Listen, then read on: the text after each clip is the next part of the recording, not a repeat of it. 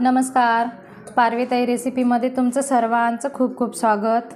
आज मी कढाई पनीर बनवणार आहे। अगदी सोप्या पद्धतीने तुम्ही असं घरच्या घरी तुम्ही पनीर बनवून खाऊ शकता। हॉटेलमध्ये न जाता चविष्ट असं पनीर घरच्या घरी करू शकतात। त्यासाठी मी हे पनीर घेतलेलं आहे। हे 1 लिटरचं पनीर आहे। मी घरीच फ्रेश पनीर बनवत असते। माझ्या मुलांना फार पनीरची रेसिपी आवडते, तर सारखं आठवड्यातून त्यांना एकदा तरी पनीरची रेसिपी वेगळ्या प्रकारची मी बनवत असते। तर आज मी कढाई पनीर बनवणार आहे। साहित्य तर तुम्हाला दिसत आहे, पण मी स्टेप बाय स्टेप करते वेळेस सांगणार आहे। त्यासाठी माझा व्हिडिओ पूर्ण पहा आणि माझ्या चॅनलवर जर नवीन असाल तर चॅनलला नक्की सबस्क्राइब करा। सुरुवातीला मी गॅसवर कढाई ठेवलेली आहे। त्यामध्ये मी 1 चमचा तूप टाकणार आहे। तुम्ही या ठिकाणी बटर पण वापरू शकता, म्हणजे बटरनं पण छान चव येते। आणि थोडंसं तेल टाकणार आहे। आता यामध्ये आपल्याला ह्या पूर्ण भाज्या थोड्याशा हलक्या फ्राय करून घ्यायच्या आहेत। तर कांदा मी असा ह्या आकारामध्ये असा कापून घेतलेला आहे। आता यामध्येच हे पनीरचे असे मी काप करून घेतलेले आहेत। तुम्ही तुमच्या आकारानुसार छोटे मोठे करू शकता। तर पनीर पण उभं एखादा मिनिट असं छान भाजून घ्यायचं। ही शिमला मिरची पण थोडीशी भाजून घेणार आहे।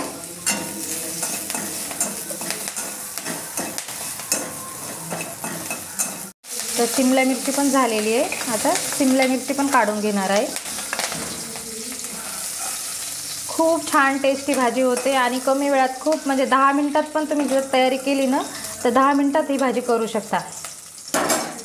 आता ह्याच कढाईमध्ये मी हे आपण 4 काजू आणि थोडंसं मगज घेतलेलं आहे, हे पण भाजून घेणार आहे। आता त्याच कढाईमध्ये काजू मगज आणि हे टोमॅटो थोडंसं फ्राय करून घ्यायचं, म्हणजे ग्रेव्ही आणखी खूप छान चविष्ट होते। तर 2 मिनिट असा मी टोमॅटो असा छान परतून घेतलेला आहे। आता हे टोमॅटो पण खाली उतरून काढून घेणार आहे डिशमध्ये। थंड करून याला पण मिक्सरला वाटून घेणार आहे। परत तीच कढई घेतलेली आहे। त्यामध्ये आता 1 चमचा तूप टाकणार आहे आणि 2 चमचे तेल टाकणार आहे। आता यामध्ये मी ही अद्रक लसूण अशी ठेचून घेतलेली आहे। अद्रक लसूण कधी पण ताजीच वापरायची, म्हणजे खूप छान चव येते भाजीला। तर ही अद्रक लसणाची पेस्ट टाकणार आहे तेलामध्ये अगोदर। छान अशी गुलाबी रंगावर छान भाजून घ्यायची। परत तीच कढई घेतलेली आहे। त्यामध्ये आता 1 चमचा तूप टाकणार आहे आणि 2 चमचे तेल टाकणार आहे। आता यामध्ये मी ही अद्रक लसूण अशी ठेचून घेतलेली आहे। अद्रक लसूण कधी पण ताजीच वापरायची, म्हणजे खूप छान चव येते भाजीला। तर ही अद्रक लसणाची पेस्ट टाकणार आहे तेलामध्ये अगोदर। छान अशी गुलाबी रंगावर छान भाजून घ्यायची।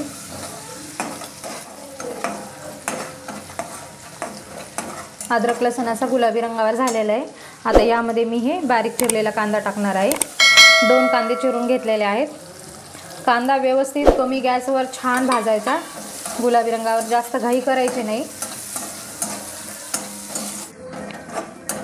तर कमी गॅसवर असा 4 मिनिट लागलेले आहेत मला। कांदा असा खूप छान गुलाबी रंगावर भाजून घेतलेला आहे मी। आता थोडासा कांदा बाजूला करून गरम मसाले टाकणार आहे यामध्ये। 2-3 लाल मिरची टाकायची, तेजपत्ता, 2 वेलची घेतलेले, दालचिनीचा तुकडा, 3-4 काळी मिरी घेतलेले आहेत आणि साधे जिरे आपले। आता हे छान तेलावर एकदा परतून घ्यायचे असे।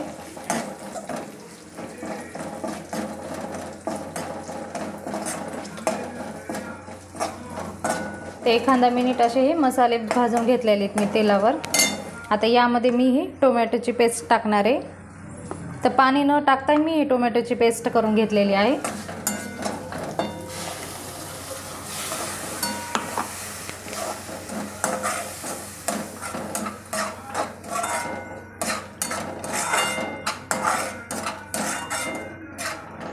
आता यामध्ये मी हे मसाले टाकणार आहे। धने जिऱ्याची पूड आहे, पनीर मसाला घेतलेला आहे 1 चमचा आणि कस्तुरी मेथी घेतलेली आहे.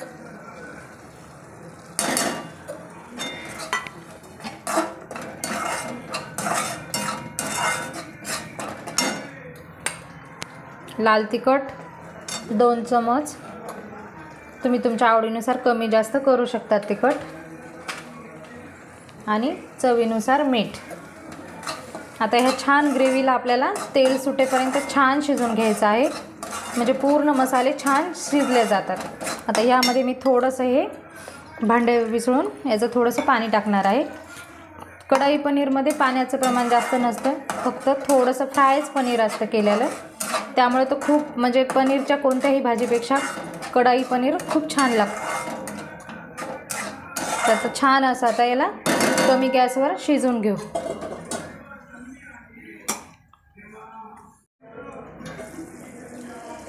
तर 2-3 मिनिट असं ही ग्रेव्ही छान शिजवून घेतलेली आहे.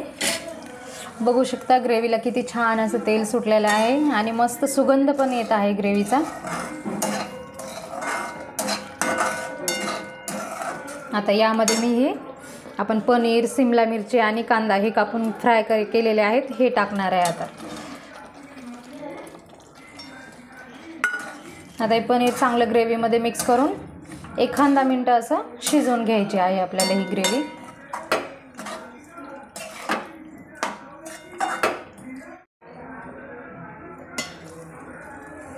तर परत मी 2 मिनिट असं हे पनीर शिजवून घेतलेलं आहे. बघू शकता किती छान मस्त तेल सुटलेलं आहे आणि कढाई पनीर आपलं तयार झालेलं आहे. कमी मसाल्यामध्ये तुम्ही घरच्या घरी असं 10 मिनिटात बनवू शकता हे पनीर. खूप छान होते. तुम्ही नक्की एकदा ह्या पद्धतीने ही रेसिपी ट्राय करा. व्हिडिओ आवडला असला तर लाईक करा, शेअर करा. चॅनलवरती नवीन असाल तर चॅनलला सबस्क्राईब करा. तर हे पनीर तुम्ही नानसोबत, पोळीसोबत, पराठ्यासोबत, राईससोबत खाऊ शकता. कशासोबत बी खाल्लं तरी खूप टेस्टी हे पनीर लागते. नक्की या पद्धतीनं तुम्ही एकदा ट्राय करा.